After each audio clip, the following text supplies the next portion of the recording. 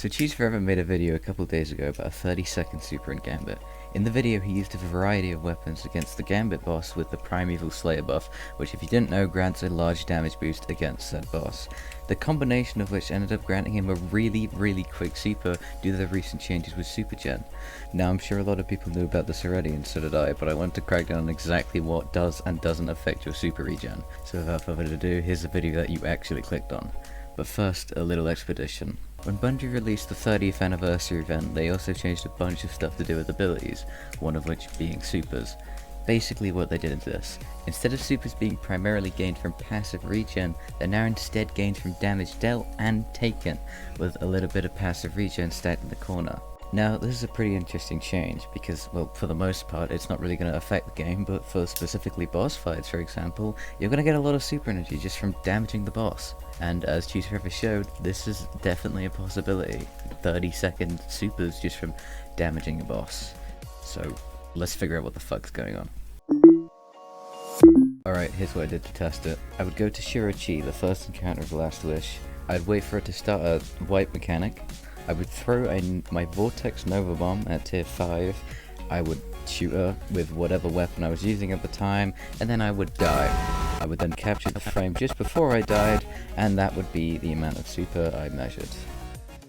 Yeah, that makes sense, I think. Oh, fuck. And all of that testing led to this. A graph I spent 2 hours on. Let me give you the tour. Here we have the percentage of the super bar. Here we have the percentage of the super bar I gained. Up here we have the key.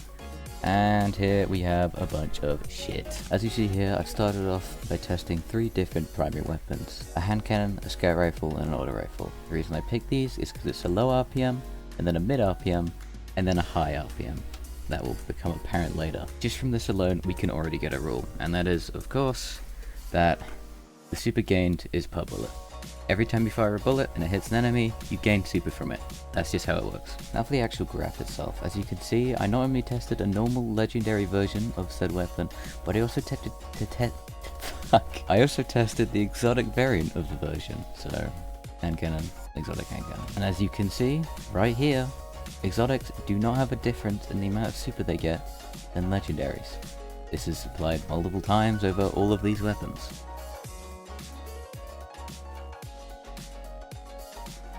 But Mr. Man, can't you tell there's a big significant difference right there by a couple millimeters? Yes, but it's not fucking important. There are a lot of variables that go into this. Remember, you can just take damage and gain super from that.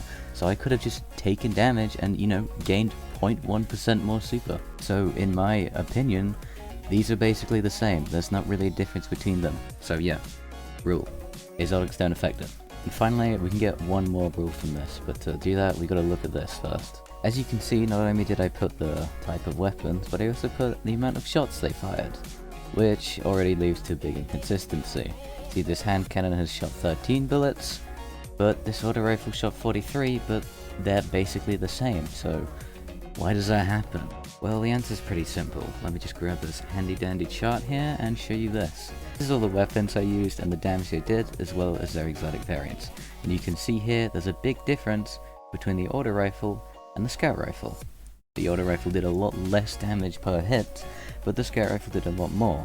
This should already probably tell you that, well, our third rule, the super gained is per bullet damage. So, the more damage you do with a bullet, the more super you're gonna gain. Alright, those 3 rules are good and all, but we're gonna need a bit more than that. So let's grab out the specials. Now this is interesting and all, but I want to show you one thing first, and that's to do with the slug shotgun. As you can see with the handy dandy chart here, the slug shotgun is doing 25.8k per hit, but the hand cannon, for example, is only doing 3k per hit. But as you can see from the graph here, the slug shotgun's giving a lot less energy than the hand cannon, even though it's doing a shit ton more damage. Well, another rule. There's a cap on how much super you can get per bullet. It doesn't matter if you do 50k or, you know, 3k per bullet. You can only get so much super. Now I want to take your attention over here to the fusion rifle and the trace rifle. As you can see, the fusion rifle hits about 35 times and gets about, you know, 12% super. But in comparison to something like the scout rifle that shoots 16 times and gets 10% super, this is very underwhelming. You see, if you made the scout rifle about 35 shots, the same as the fusion rifle, it would be probably in the 25%, but the fusion rifle would still be down here. And, well, why is that? Well, maybe it's the damage. I've lost my chart, hang on. Maybe it's the damage, but as seen here, it's not the damage. Hell, the fusion rifle's doing more damage than the scout rifle. Well, that only leads to the conclusion that, well, some weapons just give less than others. And it would only make sense as a balancing purpose. Could you imagine if the fusion rifle gave the same amount as the scout rifle? This is a high impact frame, by the way, and in an entire mag you would get 25%.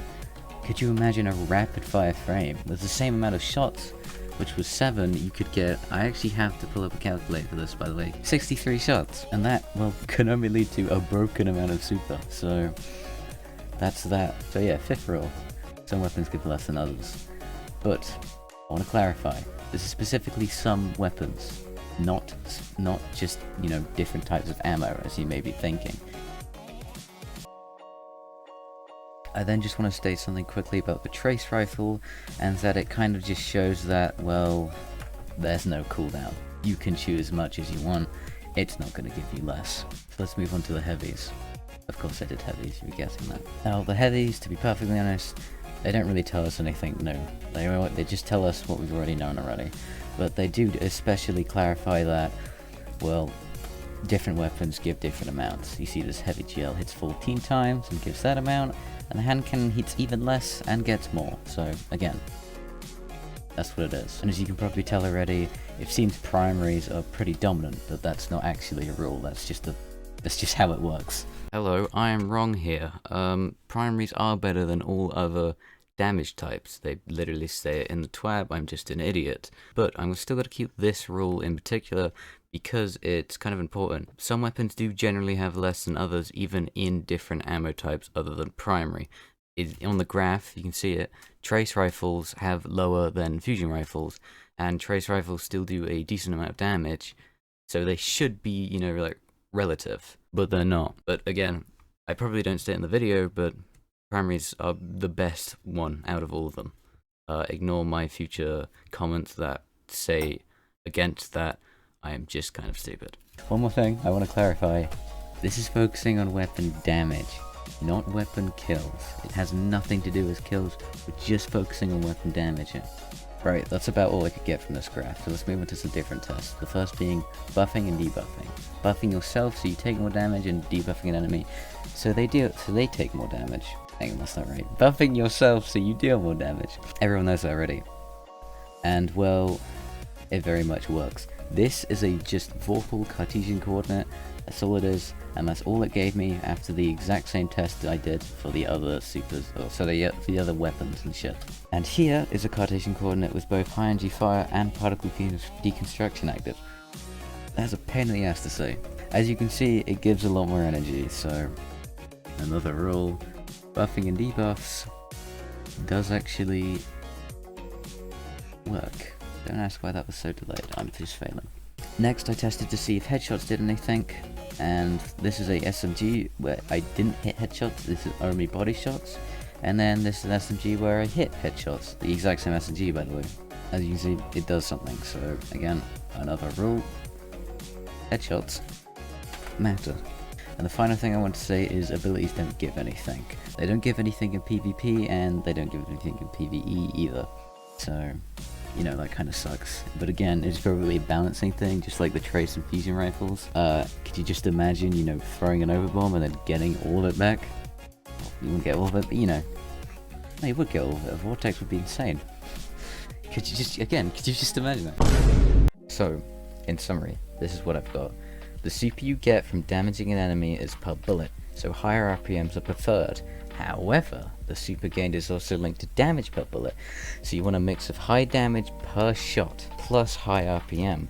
However, again, there is a cap to how much super you can get per shot, so you don't want too much damage.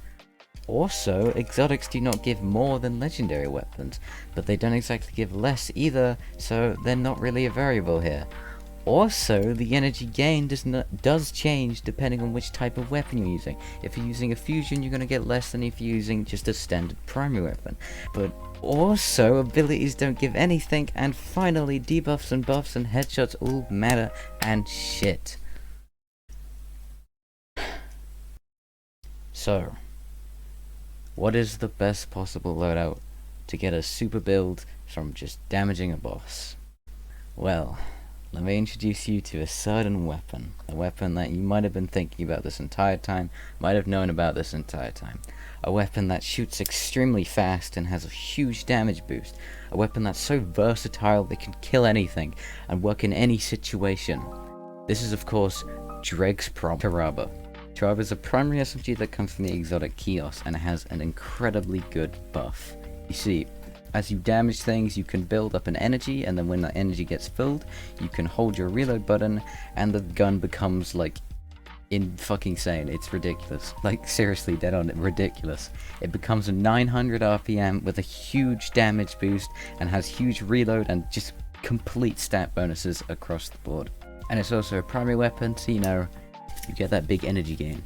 If you combine the amazing weapon Purrple with a 35% damage buff from a bubble and then a 30% debuff from a tether, you get a lot of fucking damage. And with a lot of damage and a lot of bullets as well, you get a lot of super. Precisely, I got 50% super in the entirety of Syracuse damage phase.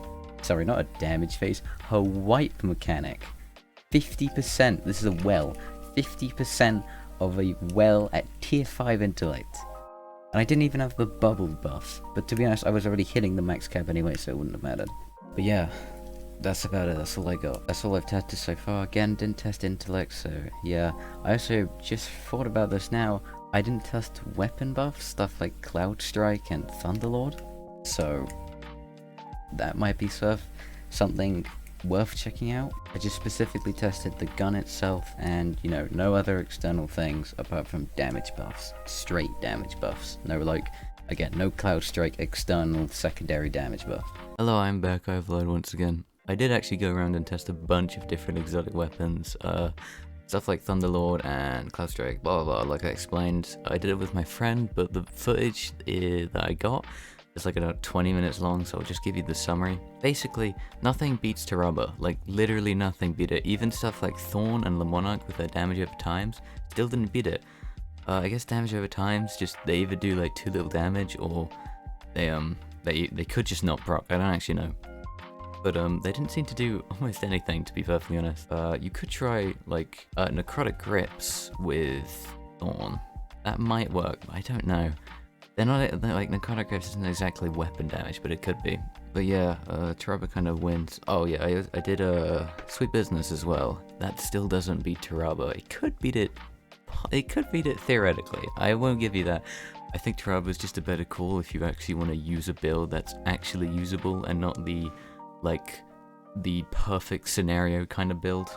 Yeah. So that's about it. Bye.